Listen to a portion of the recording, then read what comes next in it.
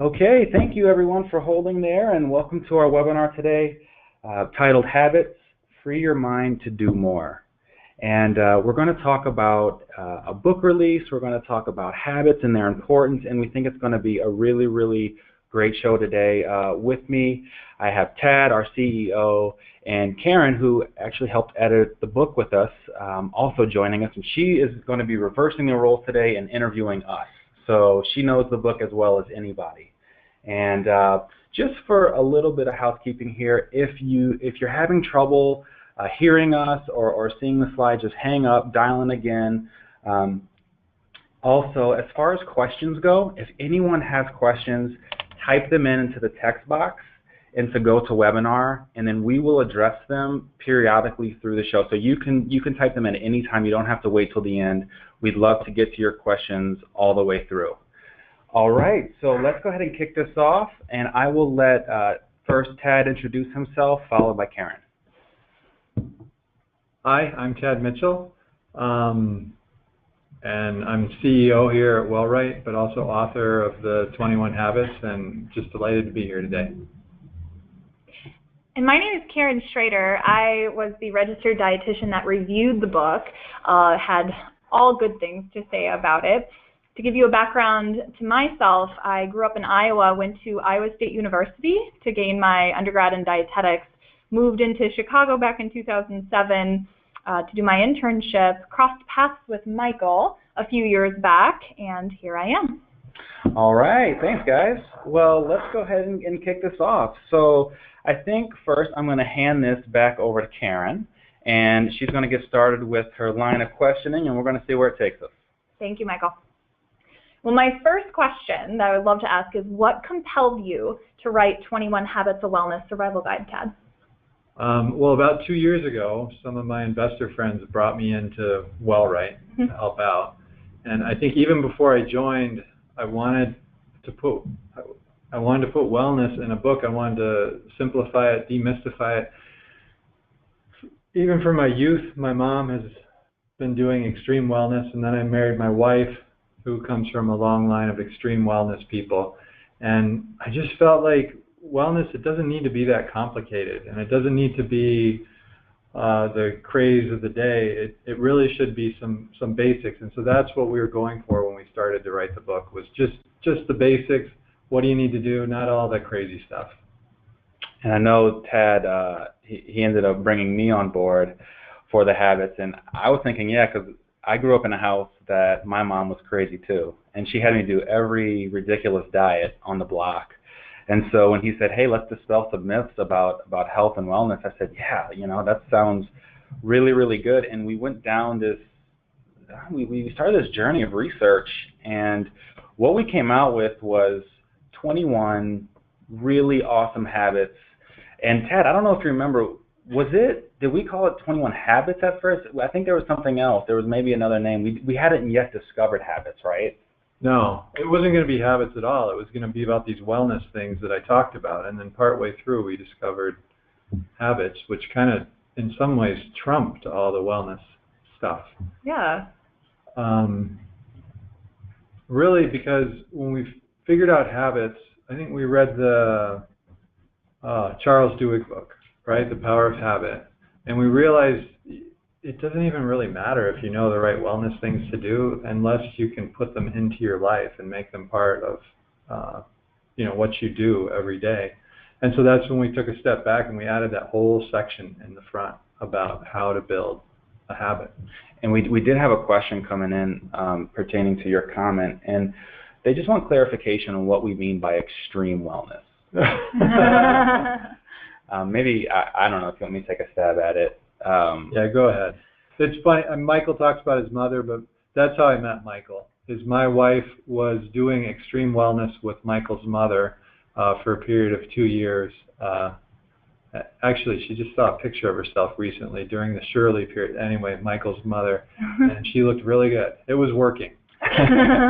So what we mean by extreme wellness, to define it, is there's times in our life where we feel like our motivation is really high, and so we sort of jump on a camp, a bandwagon, and we can throw out some names, but I think you guys all know, if you've seen infomercials, extreme 90-day challenge, extreme 2-week green juice marathon, extreme 10K run, even though you haven't ran in, since your college years. And so what we were trying to do was kind of stay away from that and just get down to the core. And if there's some principles that people follow, whether it's sleeping well, eating well, having good relationships, what does it boil down to? And that's where the 21 Habits came from. So that's kind of where we landed. Well, I love how you are both influenced by health and wellness, and I love the word, Tad, used, demystify, because it is kind of confusing out there for a lot of people. So stick to the core. I love it. Is there a science to forming a habit? Yeah, so I'll take that one. Let me put it out first, because this is going to be what everyone's wondering. Habit formed in 21 days, truth or myth? Here's what we found out. There's some interesting research that came out, a study, I think it was just a few years ago, and the researcher said, how long does it actually take to form a habit? And what they found was it was anywhere between 66 days and 250 some odd days. And basically what they came down, back with was they don't really know. It just depends on the person. It just depends on the habit. It depends how big or how small it is. And that really kind of rocked us, Tad, I think, when we were like, you need to find something that's good for you. You need to find a habit that means something to you. And based on what that means to you, you're going to find the right thing to do. And who cares if it's 66 days? Who cares if it's 30 days or 21 days or 200 days? You're doing something that you enjoy doing. As we traveled down further, down the rabbit hole, we found out that your brain actually, there's a part of your brain that controls habits. And this was like, if you could see smoke coming out of my brain right now, that's kind of what it looks like. But what we found was that there's a place in your brain called the basal ganglia, and this area of your brain actually controls all the automation of your habits. So if you've ever had something on your mind, during your commute home, and you pull in your driveway, and you're like, I don't even remember turning or putting on my signal or stopping at lights or avoiding pedestrians. I'm really surprised I didn't hit anyone. That was actually your basal ganglia making all of these habitual steps and actions for you. And so Tad, he came to me after we learned this, and he said, well, what if health was like that? What if we could teach people to automate their health to where they didn't even have to think about it? And I don't know, Tad, if you wanted to kind of go into that and your thoughts on that, but I thought that was so interesting. Yeah, not more than really to restate. Like when you drive your car, you don't even have to think about it. Autopilot. It's autopilot. You're free to think about whatever. So what if you didn't have to worry about dieting all the time and exercising all the time, and your mind was free? And this goes back to the title of the webinar. Your mind was free to do other things, and that's what I've just had such a good time with these habits. Over the last 18 months, I've built habit after habit, more than I've built in the last 18 years. And really, it kind of frees yourself to do other stuff instead of always fighting the same old battles. Right. And even though we didn't list it, talk about, but Tad, I want to ask you this because I think people are wondering this. I want to specifically talk about a habit. What's the difference between a goal and a habit? Because I think people are saying, we're talking habits. But really, you and I have talked about this a lot, is that people don't get it. They don't understand the difference between a goal and a habit. Did you want to speak to that at all? Well, a goal, your typical one with wellness is going to be, your goal is going to be, I want to be 170 pounds. Right. And so that's a goal. But how are you going to get there? And so most people, they do some of this extreme wellness, they diet and they work out. But the problem is, and then they'll hit their goal, but then it doesn't stick. Why doesn't it stick? Because all the working out and the dieting, it never became a habit. And that's the problem with wellness programs today, really, literally. Corporate wellness programs is they'll do things like this. They'll do a Biggest Loser, or they'll do this big walk challenge or whatever, but nobody's really embedded it as a habit. And so when all is said and done, everybody reverts back to their former self. And Karen, you've worked in corporate wellness, so you've probably experienced that as well. Oh, most definitely, yes. Absolutely. So I love how you're kind of painting this image of turning off autopilot for things that, you know, you shouldn't need to do, right? You establish this, internalize a habit, and that takes a lot of effort and motivation, first off. I think in corporate wellness, a lot of people are on different points in that spectrum, and in my experience, the truly motivated ones are the ones that are making the changes, that are instilling this habit, changing, you know, essentially reprogramming the way they move about their life and see the benefits. And actually, you bring up a point that I wanted to talk about with the science of forming a habit. So everyone will have access to downloading the book. And in the book, you're going to see a 6-step process to building a habit. But Tad, I think we should go over, at least talk about maybe the first couple so that we can, you know, just get people warmed up to it. So the first step is believe it. And Tad, maybe you should kind of bring us through believe it. Yeah, believe it. If you read like the habit literature out there, believe it's like a net new, I would say, something we didn't really see in the other habit literature. But I think it's like so important, especially when it comes to corporate wellness. Like basically, a lot of times, like with corporate wellness, you're told what to do, and you don't necessarily believe that you want to do that. And if you don't actually believe that you want to do something, you might do it for a little while, but it's not going to stick. One of the stories I like is, well, we test drive everything here at Wellright before we go live with it. And one of our first challenges was the habit challenges, was shortly after we read the Duhigg book. And the challenge was to pick anything you wanted and then try to make it a habit over 30 days. So do it 30 days in a row and see if you could instill that as a habit in your life. So a couple weeks before, our chief architect, who I'm pretty good friends with, Arun, he tells me, you know, I think I'm going to do the big one, which what he was referring to is coffee, because he was drinking like 8 cups a day. His doctor had even told him to cut back on coffee.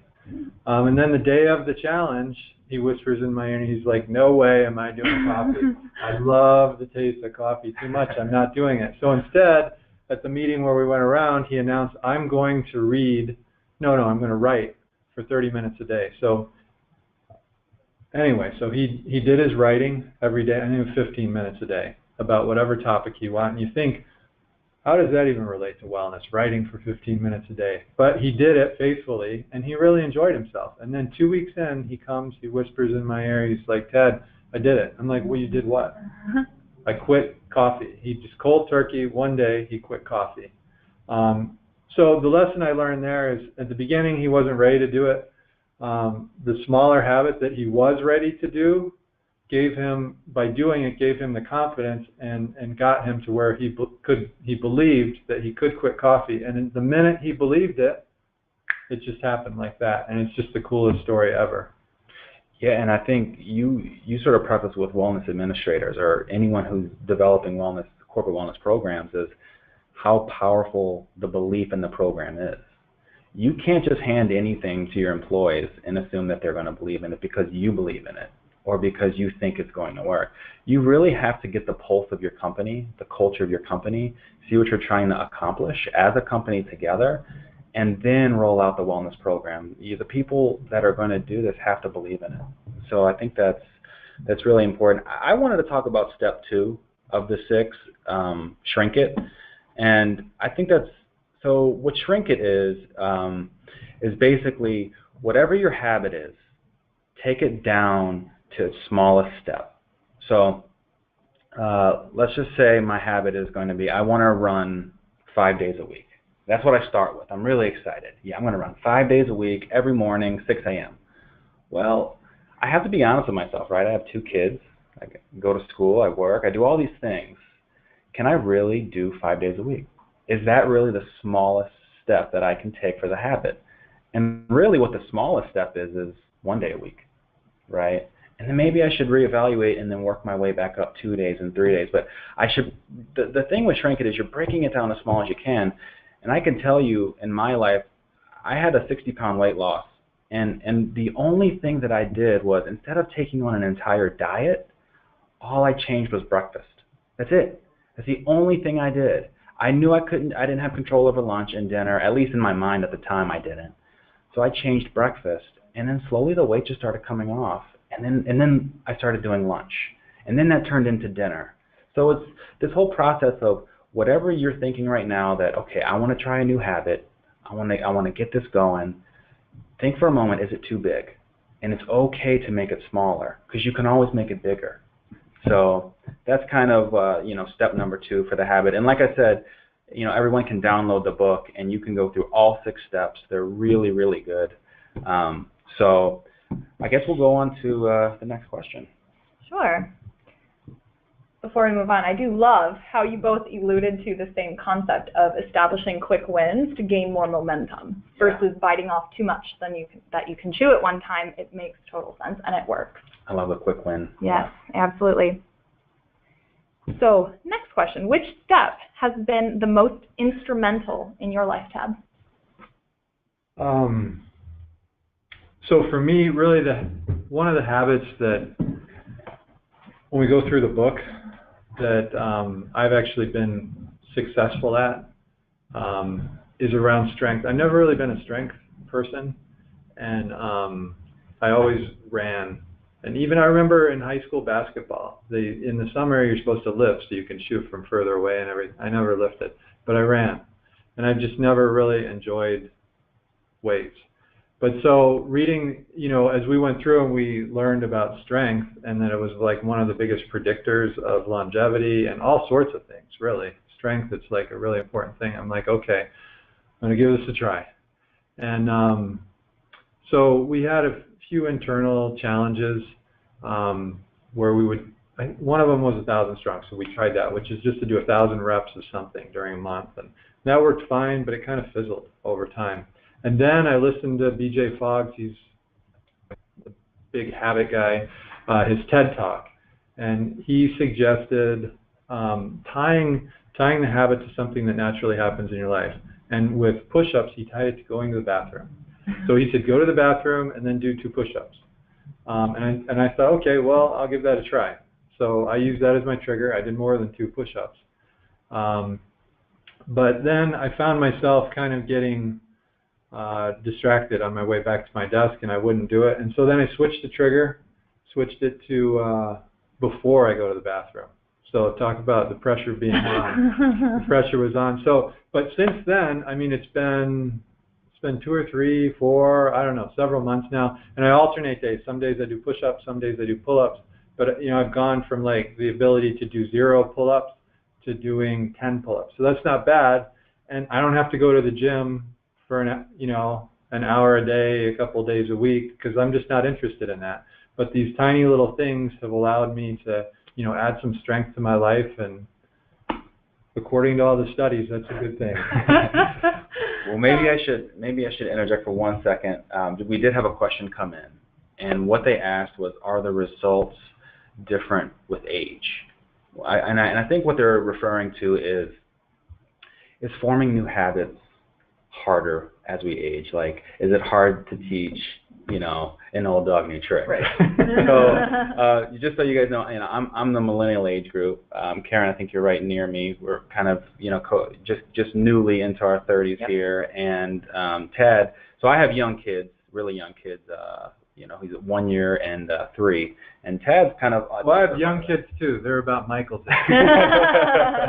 Thanks. It's all relative. So maybe I'll pass it to you. I mean, what do you think? Do you think as you sort of traverse through this, like you've gone... The first thought that came to my mind is actually kind of the opposite.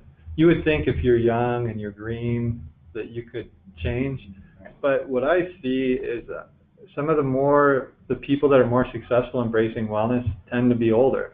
Because like you can't cheat on it. You can't eat whatever you want anymore. And I try to talk to my kids, but inevitably they've got a soda in one fist and a hamburger in the other fist.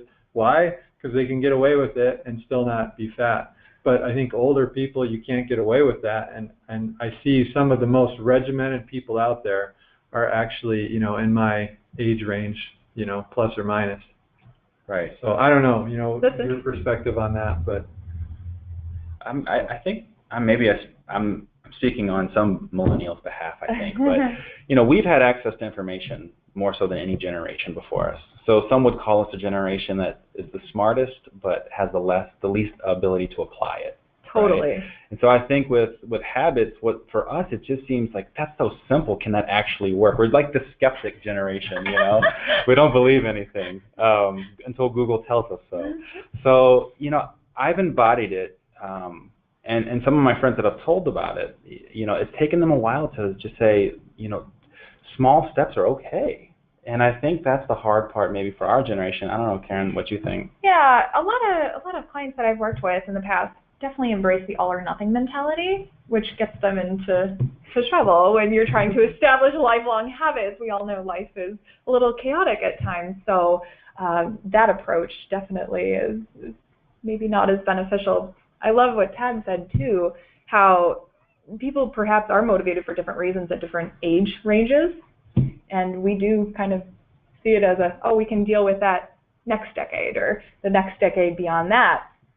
So I could see it both ways. Yeah, I agree. Yeah. I'll say for your question that you asked, Tad, what step's been the most influential? For me, step number 2, shrink it. I think that's been huge, and we've probably reiterated it, but I just think telling myself that it was okay to shrink steps down, it's such a weird thing, but that I would always want to have the hardest workout plan and the craziest diet, most likely because I am the son of my mother, and I'm just carrying on a legacy of extreme nature. But, I've had to tell myself that it's okay to do less. And, there's a science of motivation, and we all go through these waves. So Tad mentioned BJ Fogg. Well, sometimes your motivation's really low, and then it swings way high, like the peak of a wave, and you're ready to tackle everything in life, and then something stressful happens, and it peaks down low again, and now you're in the trough. And so I think you just have to be okay with when the motivation's high, you can give it all you got. But when the motivation's low, it's okay to scale back your habits. It's okay not to work out 5 days a week. Maybe 1 day a week's okay, because 1 day a week's better than nothing. Yeah. So that's been my greatest. You learn how to ride the wave. You do. I'm learning how to ride the wave. I'm learning how to surf. That's great. Which new habit has been the most transformative in your life, Tad? Transformative. I don't know.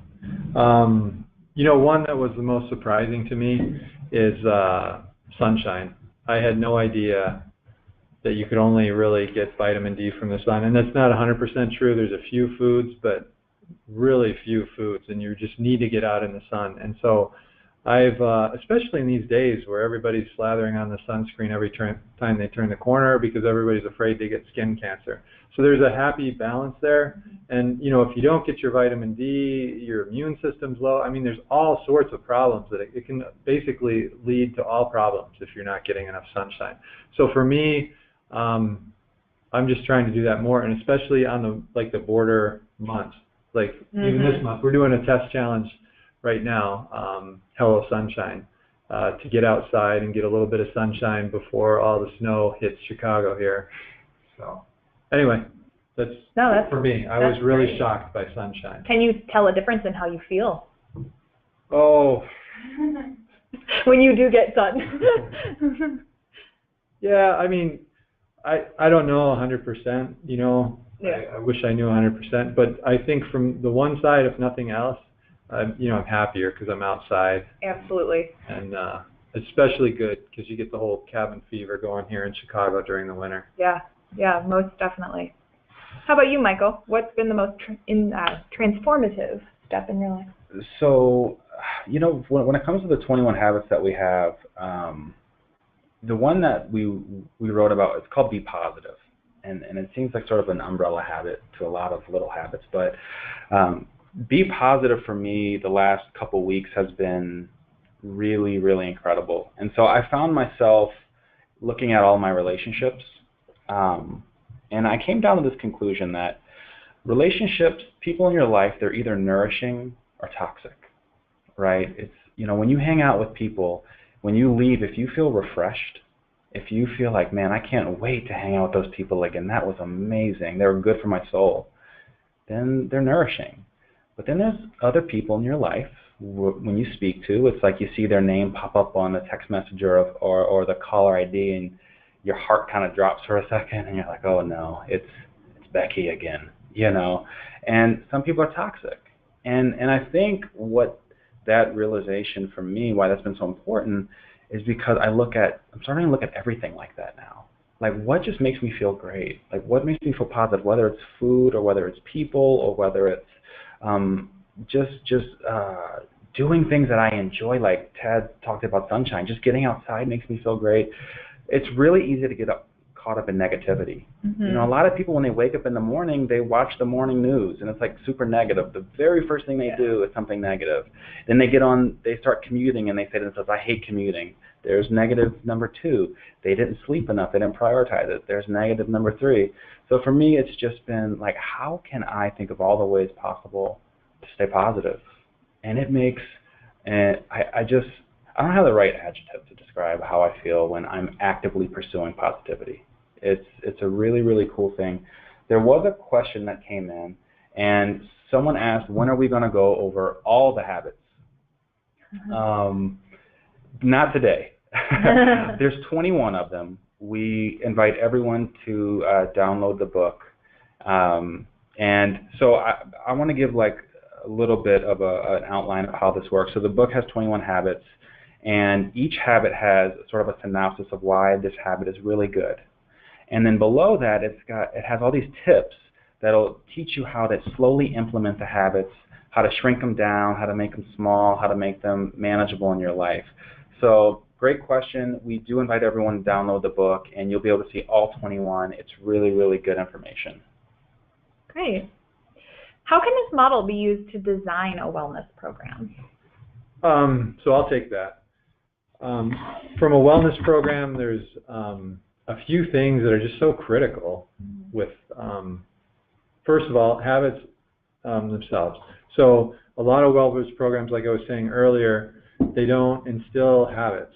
And so if you're not going to instill habits, like, why even do it in the first place? Mm-hmm. Because you'll have this big rah, rah, rah, everybody will do stuff, they'll get the reward, and then everybody gravitates back to what they were before. So I say everything in a wellness program should point to somehow helping people form lasting habits.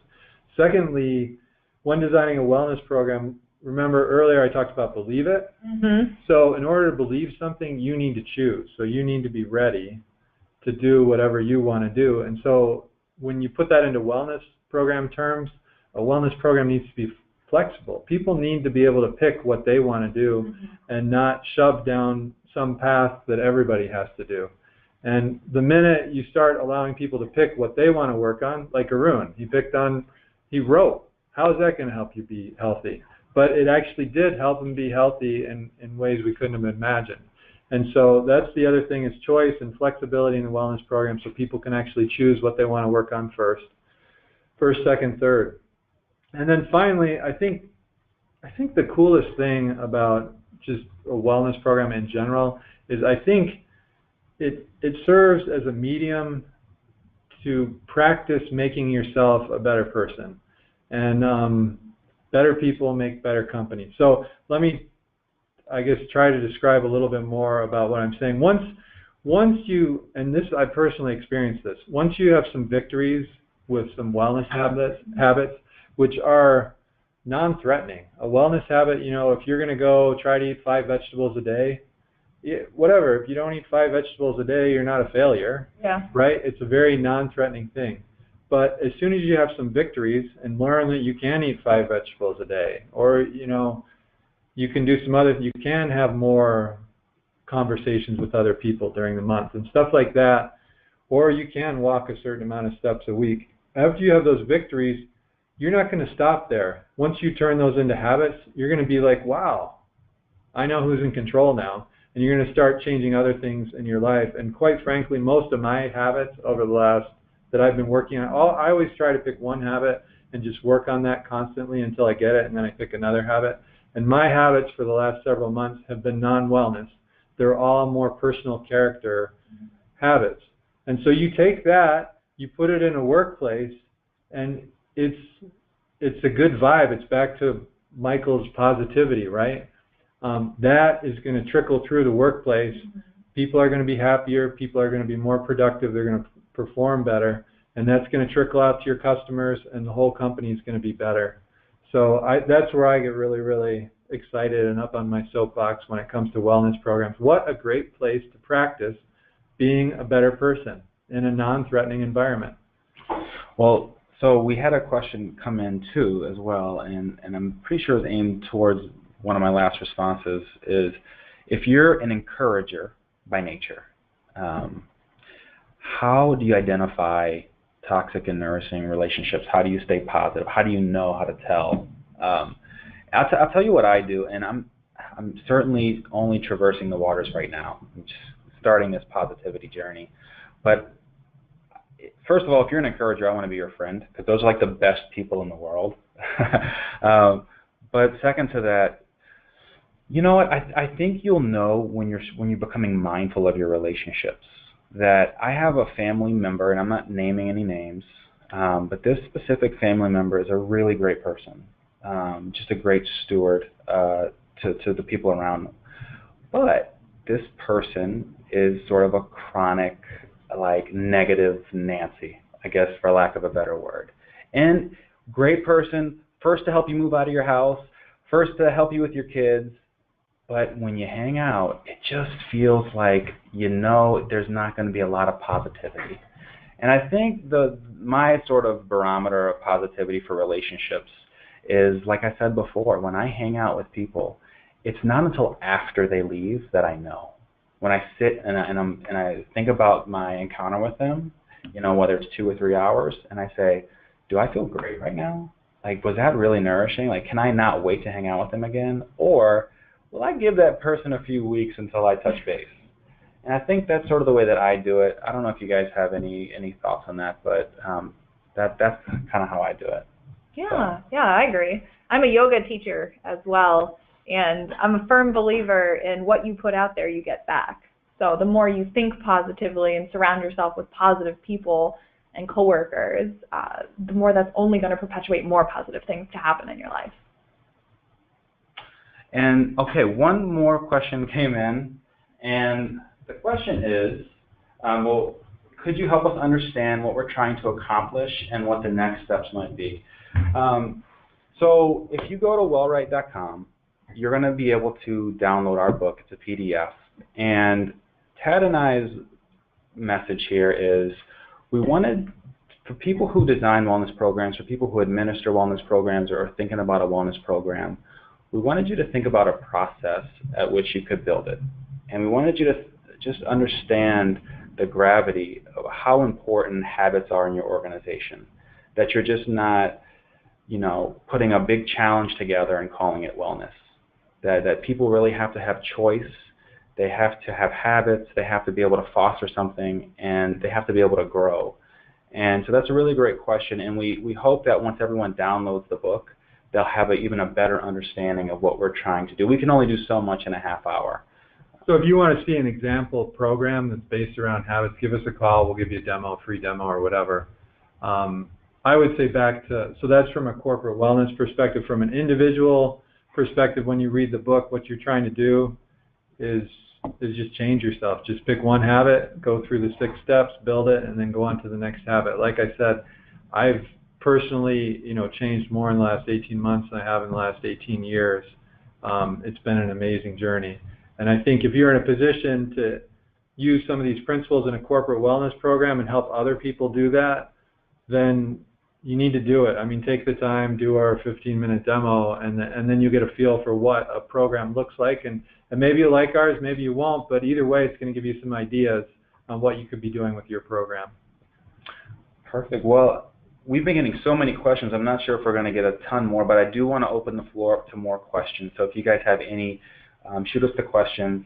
And while you're doing that, I just wanted to talk about WellWrite and specifically with the topics of habit. So we're a corporate wellness software company, and we actually just built this really cool thing. It's actually a habit creation tool, and it's personal wellness.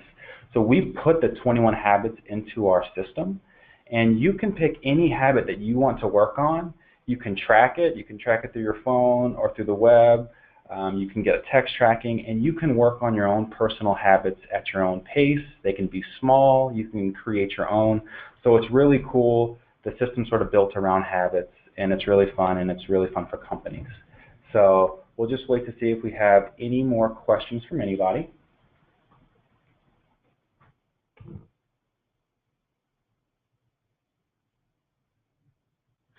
So one question that just came in is, so when an employer is a poor encourager, what are good options? The poor encourager.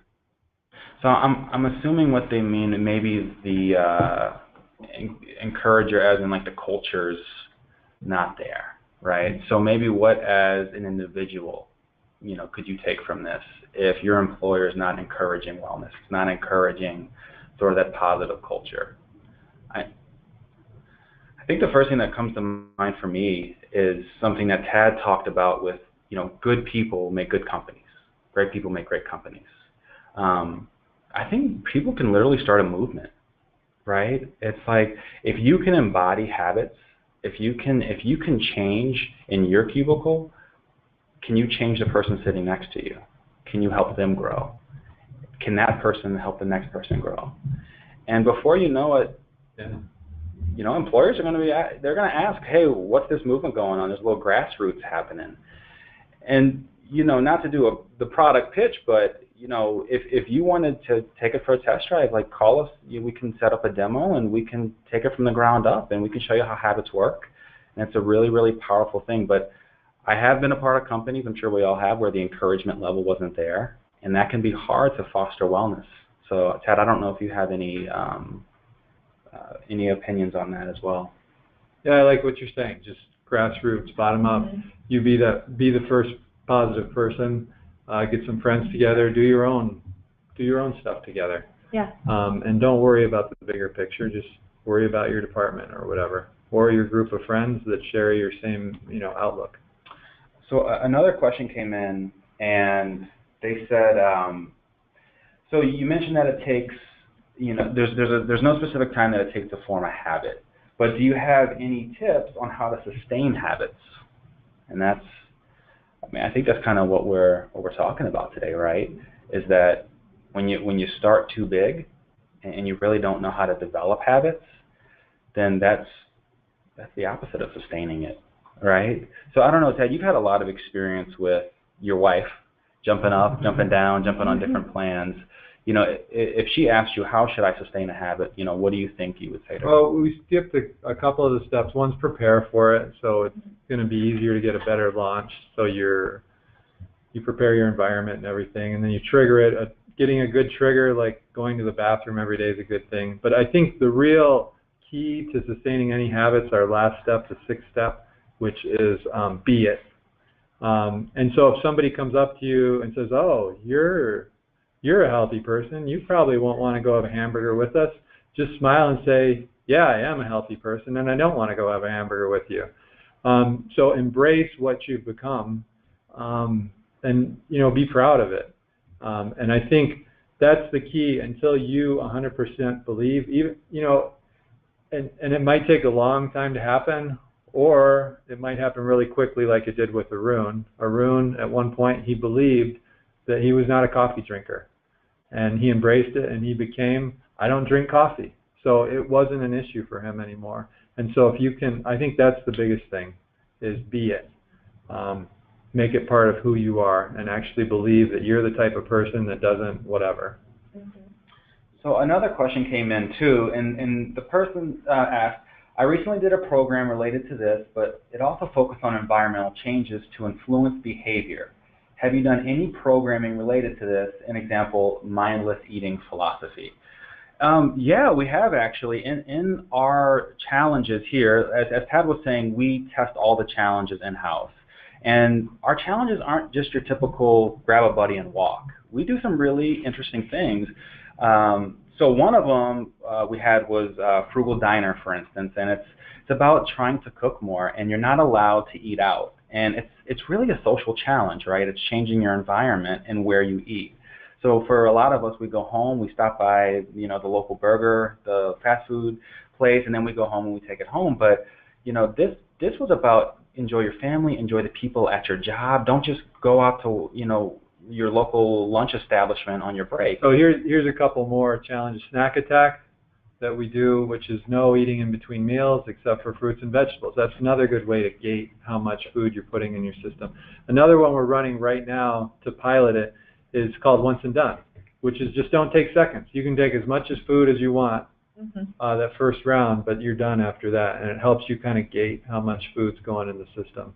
So there's, I don't know, there's even more than that. But that, all things considered, you know, all these wellness programs out there, and even the average person just trying to get fit, they think they could just go to the gym and take off the pounds. Guess what happens? You know, once they hurt their knee and then they go back to their original weight. You know, fitness is really like 20% of the equation. You need to learn to control what the quality and quantity of food that goes in your mouth, and that's really the key to wellness, the biggest key. And there's another question. They're kind of rolling in right now. What role, if any, does the role of purpose play in one's life as it relates to creating positive habits? And I'm going to go back to step 1 and step 6. So step 1 is believe it. And if you have a specific purpose that guides your life, whether it be emotional or spiritual or whatever that is, you're going to know if that habit really fits into your life.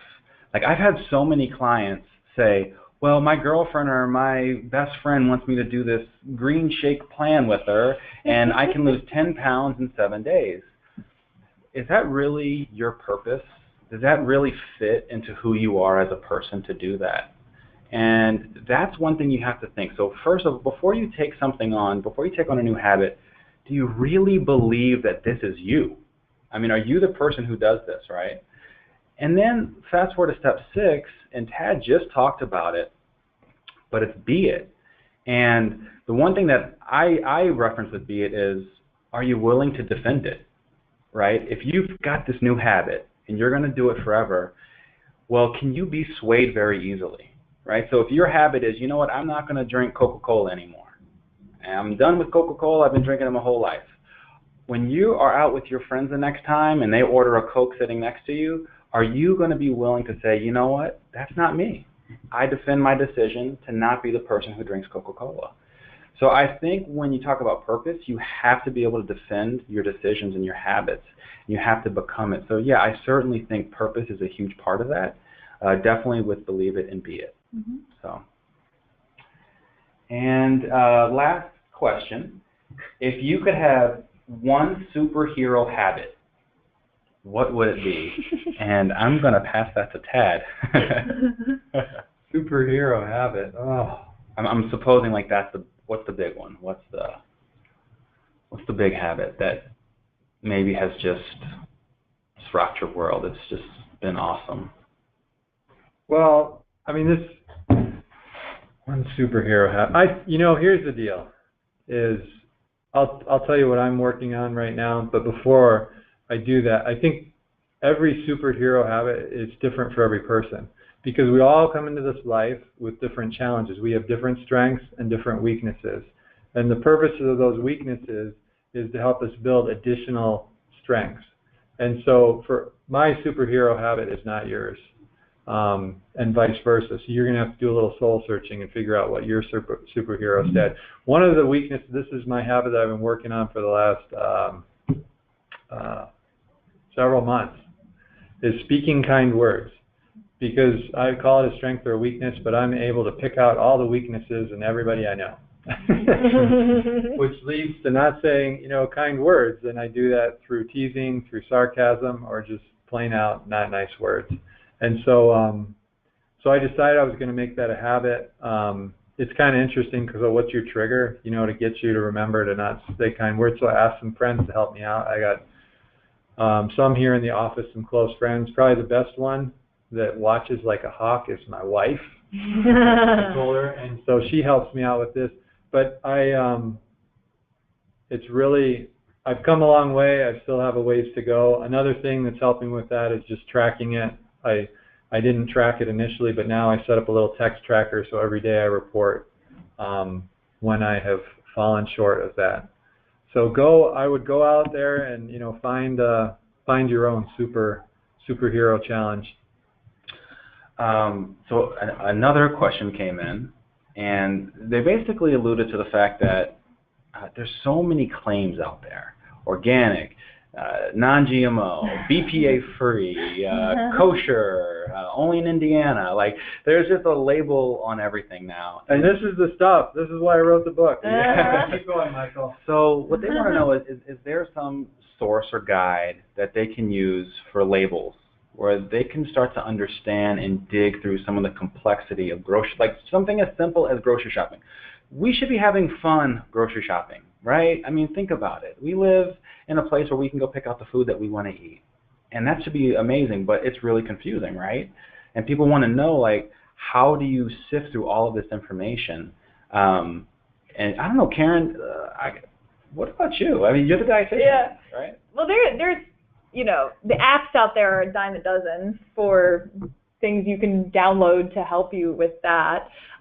There's books written. I mean, I like where you guys are going with pick what works for you. So decide first off what's important. What, instead of tackling the whole grocery store, maybe pinpoint in your cabinet, what would you like to see different, and start there, and then research that. So am I allowed to say some apps that I prefer? Or? Yeah. Sure. Okay. So I really enjoy the Fujicate app as a consumer. Yeah. It's so simple. You take a picture of the barcode. If it is a packaged item, it gives you a simple grade A through F and highlights why. It tells you what's good about the product, what's perhaps not so good. If you find something that has a lower score, it will also give you alternatives, specific key products that rank higher. So I think it's a very usable, friendly app or website that you can download for free. So I don't know if it was you, Michael, that gave me this advice, but I remember I went through a giant learning process. I'm not trained like these other two folks. But what I remember is, one thing is, if they need to put it on a label, it's probably no good for you in the first place. In fact, try to eat foods that don't have labels, and then it's going to be good for you. Absolutely. But if you see a label that has all this non-GMO, gluten-free, then you should scratch your head, and you really do need to be suspicious. On top of that too, here's the thing that you have to think about. Labels are good because they're meant to educate the public on their choices. But here's the thing that I want you guys to think about. Every company that's a food manufacturer, they're looking for things that they can put on the label to persuade you. They're great marketers. So if I am a cattle herder and I want to sell beef, guess what I can put on my label? Gluten-free, right? There's no gluten in meat. So I could legitimately use that label, right? I could say GMO-free, maybe. So they're going to look whether or not the food's actually healthy. And here's the bigger picture that I've learned, and Karen, maybe you've kind of learned this too along the way. But at the end of the day, I ask my clients, if you don't eat gluten-free, assuming you don't have gluten intolerance, if you don't go get GMO-free food or low-carb this, are you eating that way all the time anyway? And what I mean by that is, like, a lot of times people just, they go off the deep end and they eat really terribly for like 30 days, and then they're like, I got to get back on my gluten-free plan. And then they'll jump on the gluten-free plan for 7 days. And then they totally jump back off of it for 6 months when life gets stressful. So I think what we're trying to do with 21 Habits is we're telling people, like, take a break from all the claims and all of that stuff. Don't let your diet rest on just these food claims. Just go eat real food. Just try to always have real food as a part of your life. And then if you want to dig a little bit deeper and you want to get a better quality food, we're all for that. Sustainability is wonderful. But make sure that you're eating consistently before you go jump on a health claim bandwagon. And I've had to learn it the hard way. I am as guilty as anybody. So, but I think that's a really, really good question. And I think that's all the questions we have today. Thank you, everyone. I just wanted to say again, wellright.com. If you click under books, you'll be able to download the 21 Habits of Wellness Survival Guide. And for free. For free, yes. Big thing, for free. So it's yours to keep. And please share it, let other people know about it, and thank you for joining us today, and thank you, Karen and Tad, as well. And everyone have a wonderful, wonderful day.